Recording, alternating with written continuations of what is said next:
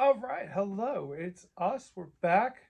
It is Dorkness Inc. We're trying something a little different today, so we're going to try and put our video out for the Thousand Suns How to Paint, both the Scarab, Occult Terminator, and the Rubik Marine.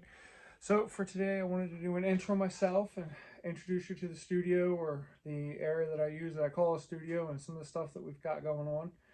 I wanted to mention first off, thank you to everybody who follows the videos. I really appreciate it. Make sure we join the Discord. We're trying real hard to make it a place for everyone to be welcome and to get everybody together. I wanted to send a special thank you out to all the people that have been responding and sharing and supporting. It really does help. We appreciate it a lot. We are actively trying to get some more funding into the channel, so we are going to be selling some stuff from around the studio. We've got a bunch of Zombicide, Marvel Zombies boxes that we're trying to sell out. I'll have a whole list of them. I'll put it down into the description.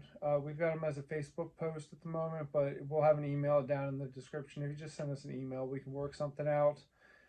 So we're going to start in with the Thousand Suns today. We're going to do my method for it. It is some techniques I've shown on the channel before and some new ones. I'm hoping that I can give you something that will give you something to help with in some point in your journey with all of this. We've been rambling for a minute here, so I'm going to go ahead and wrap it up. I hope you enjoy. All right, so we're going to get started here. And first thing we're going to do is a traditional dry brush. We're going to do a very heavy dry brush with our Retributor Gold here. We're going to take a damp sponge. We're going to press our dry brush into the damp sponge, and then we're going to dry it off. And we're going to just apply this everywhere that there's trim. My goal is not to paint the entire model gold, just to get all of the trim touched. What you will find with this color is if you dry brush Retributor Gold, you will get a very pale yellow gold. If you want the thicker, more vibrant gold that you traditionally associate with this, you're going to have to go back and do it again. I find 2 dry brushes usually works really well. We're going to take our Sotek green and we're going to thin it down. And now the secret sauce for making this technique work, we're actually going to paint the panels. When you have this much trim, it's actually much easier to just paint the panels and not try to paint all of the trim. So what you'll see here is we're going to go in and we're going to do our best to avoid the trim. You will occasionally hit some of it, and that's just inevitable. What you'll find is that I like to use my finger to just rub the paint off of the trim, since the trim tends to be physically higher anyway. And this is a great base color for the Thousand Suns blue that we'll be using to actually finish this. But Sotek green is a great starting point to get in there.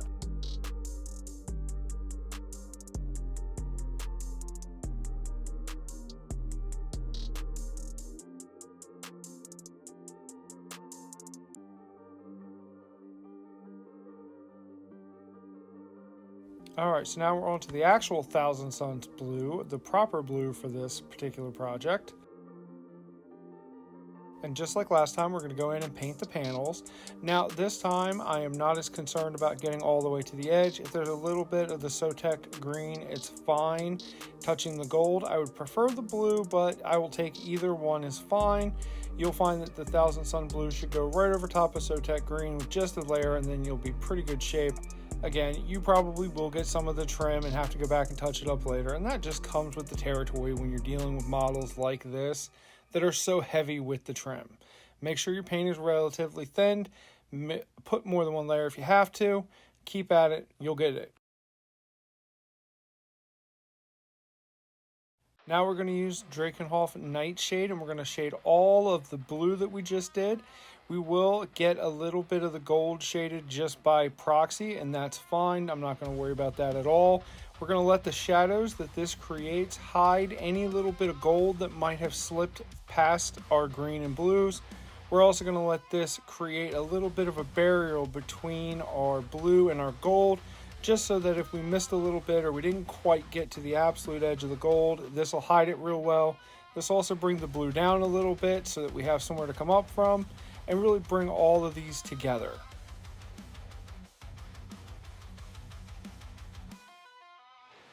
Thousand Suns for a long time, and I've done a lot of iterations of them, and after a lot of trial and error, I found that Averron Sunset or a mustardy yellow base is easier to work off of.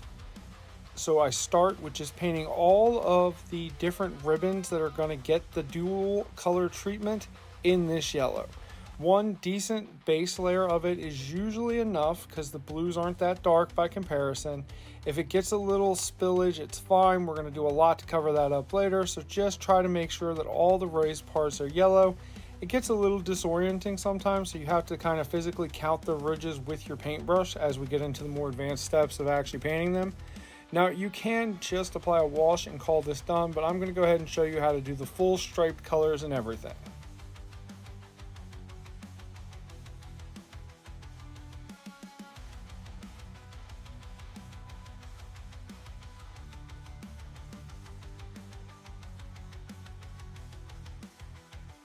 So now we're going to start our stripes, and we're going to use a dark blue. And what we're basically going to do is we're going to pick a stripe, and then we're going to do alternating stripes in this dark blue.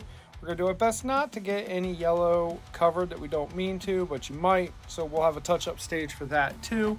Try not to let yourself stress out about it. This is going to be a lot of doing it and then touching it up. It's just the nature of having these kinds of details.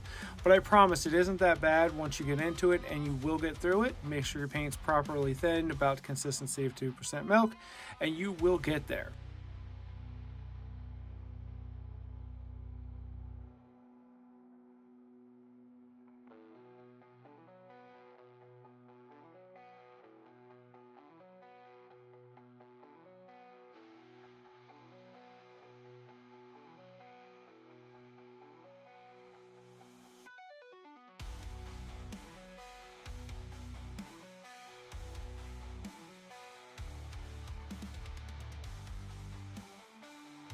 A lot of times I wouldn't show this step, but because this is my detail brush and it's super important to do this, I'm going to show it this time. Clean your brushes. It really makes a difference, and especially your really detailed brushes, it helps them last a lot longer. We're going to go back to our Avron Sunset, and we're just going to touch up anywhere that blue went that it wasn't supposed to, and we're going to make sure we have a solid yellow so that when we put our brighter yellow in, it'll have a solid foundation to work from.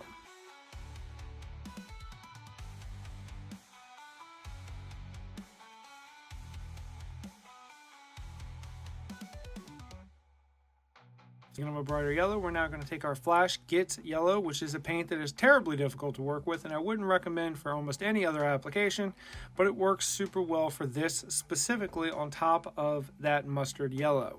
We're going to go in, and we don't need to get all of the previous yellow, we just need to get the bulk of it and make sure the middle of it's covered.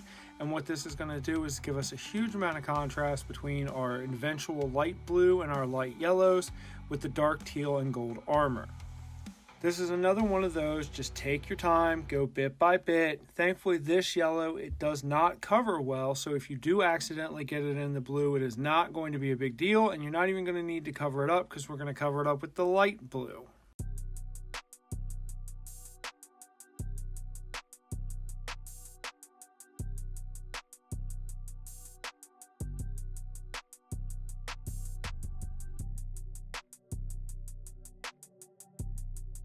Now we're on to our light blue, and now this time what I like to do is try to get the middle of my ribbons with it. Sometimes you just can't help it and you end up getting the whole ribbon, and I'd rather have the whole ribbon, especially on the smaller shoulder pad parts, than have part of the ribbon missing. But when I'm doing the crest, I do try to leave just a little bit of that dark blue anywhere that I can. It has a really interesting effect visually because it helps create some more distinction. So if you're able to do it, then I would. If you have trouble with it, then I wouldn't stress about it too much.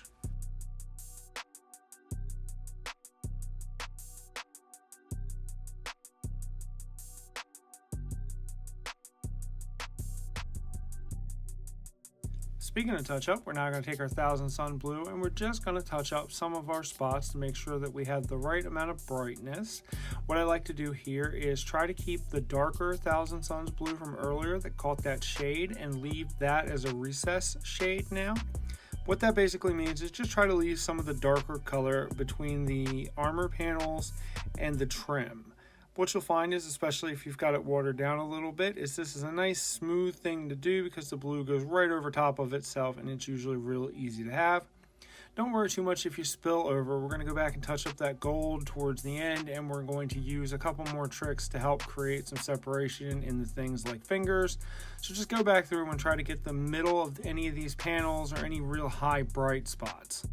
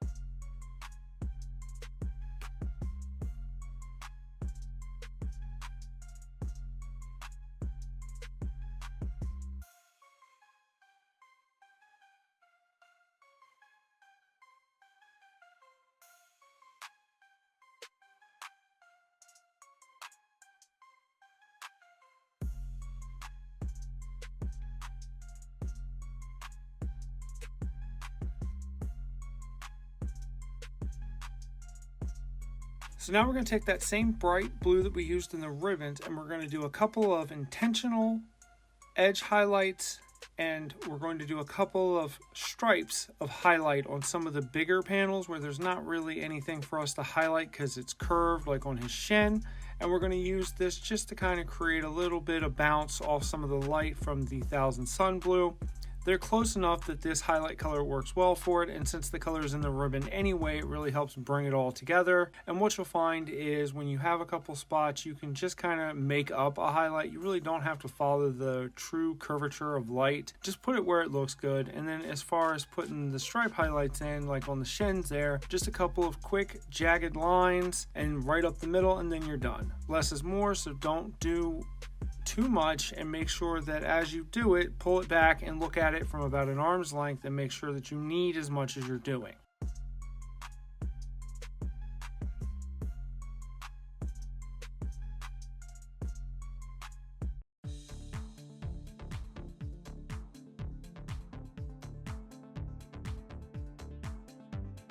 Alright, so the time has come. We're going to go back to our Retributor Gold, and we're just going to go in and touch up anywhere that got ruined as a result of all of the things that we've done up into this point. Now, at this point, it is super important that we be very, very, very careful. We want to try real hard not to mess up all the other stuff that we've done, so we're going to go real slow. We're going to use a thin brush. We're going to use our edges. If you do get a little bit of overspill, you can repeat any of the steps we've done up into this point to fix it, and we will have a lining step later that will help create a little bit of a hiding area in between the gold and the blue anyway. So make sure that you keep that in mind. Don't get too stressed out about it, but do try your best, because the less that you have to make up for later, the easier the overall process is.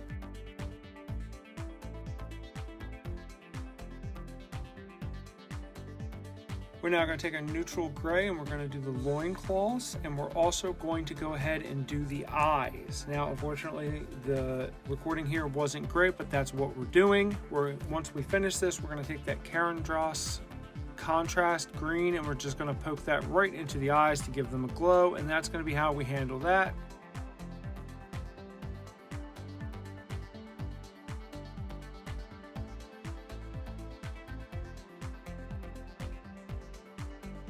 Alright, so now we're going to take our black wash, and I like the Pro Acryl wash specifically for this because I find it works really well, and we're going to wash all of our ribbons. And we're going to do this intentionally because we want to make sure that we get a little bit of black in between the ribbons and each other to help kind of make a distinction between where one starts and where the other is. Now, if you want your model to be a little darker, which I've decided I do here for most of mine, I'm going to go ahead and put a little bit of a black wash on some other parts too, just to bring them down a little bit. But we are going to do a lining later with one of the Gundam panel linings, so I can show you another way to do this. You can do both, or you can do one, or you can do neither. It really will just depend on what your overall look you want is. I went ahead and used the contrast green in their eyes here, but it didn't record very well. Alright, so now we're going to go through, and all the pieces that need to be silver are going to get silver here. So gun barrels, swords, piping, anything that you want to be silver is going to get a clean silver coat right here.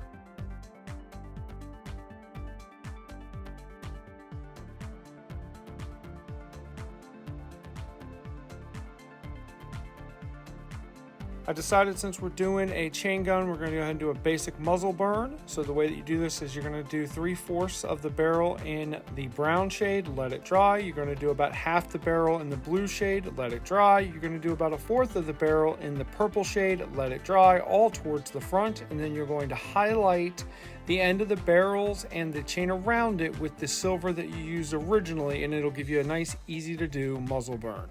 What you see here is we're just going through and putting those silver highlights in. That really brings it all together.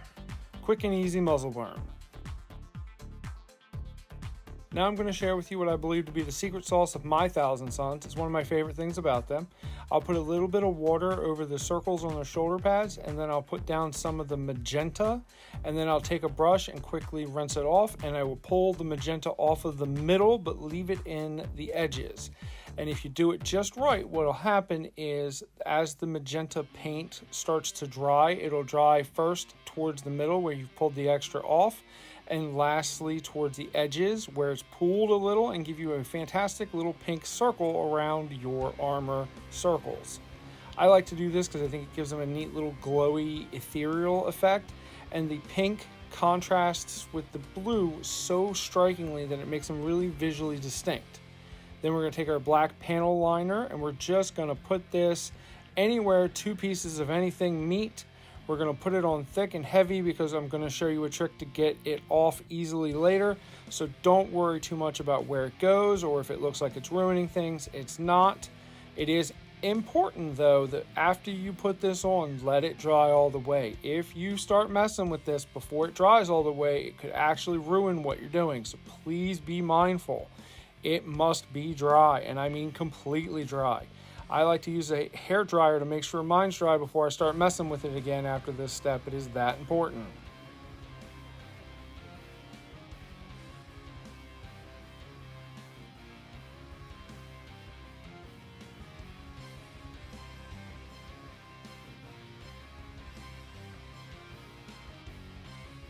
All right, so the secret to making the black panel lining work perfect is to take some mineral spirits and put it on the edge of a makeup sponge that you've torn to a point, and then push most of it out to where the makeup sponge is just kind of damp a little, very, very little damp. And then just go through just like a streaking grime almost, and just kind of gently wipe away the excess and let the moisture from the sponge wipe away any of the excess black that you don't want. And what this is going to do is it's going to leave behind a thick, dark black line in between all the sections as you wipe it away. It is going to give you a very pronounced look and create a depth of shadow that is just the best. This technique takes 0 skill and 0 effort and is so fast. It is absolutely one you should have in your arsenal, and that is the main reason why we're using it today. Aside from that, it works really well and is one of my favorite things to do. I wanted to make sure that I could walk you through how to do this so that your own painting could be better and easier.